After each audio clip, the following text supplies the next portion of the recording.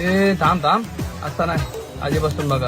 असं बोलतात की पुरुषांना माहेर नसतं, पण त्यांच्याकडे जिवलग मित्र असतात. अशाच काही मित्रांना भेटायला मी साकिनाका पॉपटेट रेस्टॉरंट मध्ये चाललो. मुंबईमध्ये माझीच हवा चालणार असे बोलून मुंबईची लाईफलाईन असणाऱ्या सफेद परी वंदे भारत एक्सप्रेसची असलेली शर्यत जिंकली. घाटकोपरला पोहोचलो. संध्याकाळी 6 वाजले असल्यामुळे चाकरमान्यांची घरी परतण्याची घाई चालली होती. ठरलेल्या वेळेवरती अनेक सुंदरची स्माइल देऊन भेटली. तिकीट काढली. मेट्रो आमच्या सेवेसाठी आधीच हजर झालेली. अवघ्या 10 मिनिटात साकिनाका स्टेशनला पोहोचलो. एंट्रन्स एखाद्या बँकेट हॉल सारखा दिसला.